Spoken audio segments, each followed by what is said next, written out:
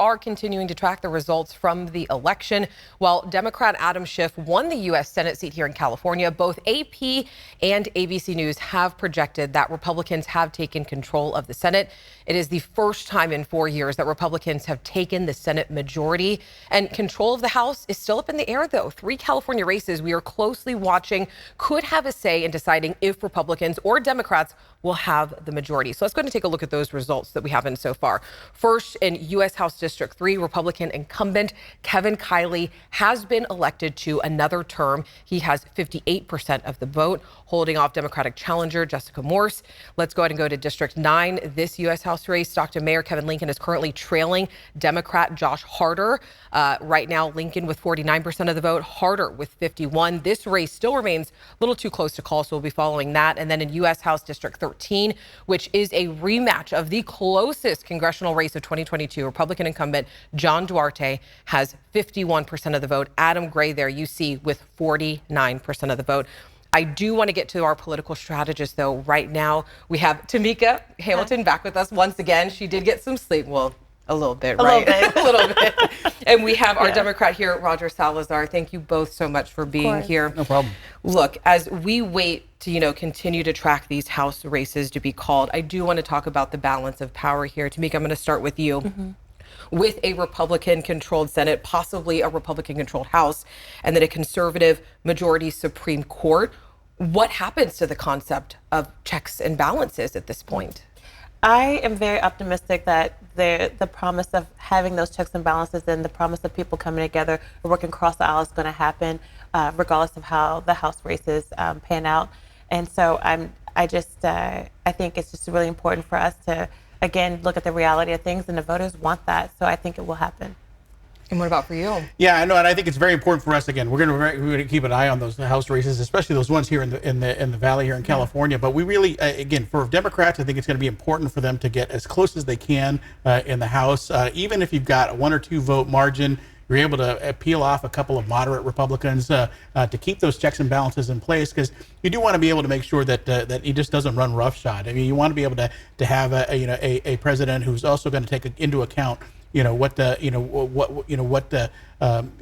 little bit of breaks on those sorts of things, at least from the Democratic perspective. And my next question, Roger, I want to start with you. I do want to talk about the economy. We know that this was, if not the biggest issue that brought voters out, the top issue.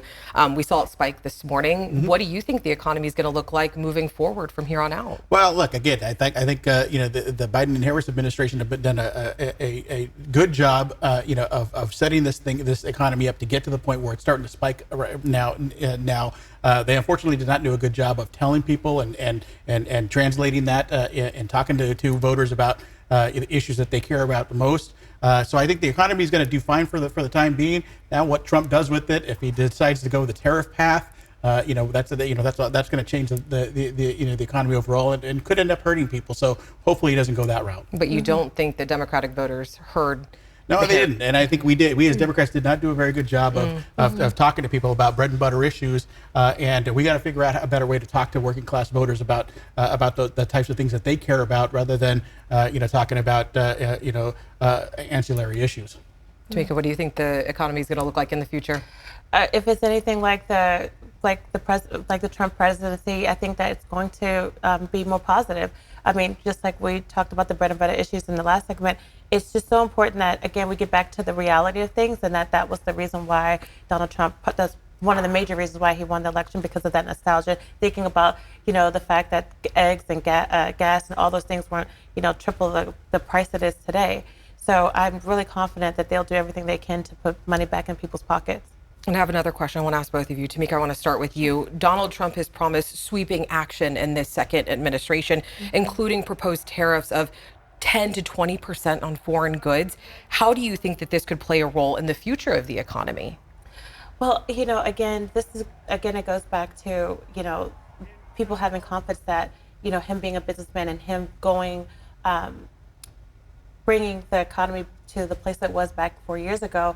I think that with that, plus taxes, tax cuts for the middle class, no taxes on tips, they're pretty optimistic that he'll be able to do that. Again, that's why he was able to get elected this term.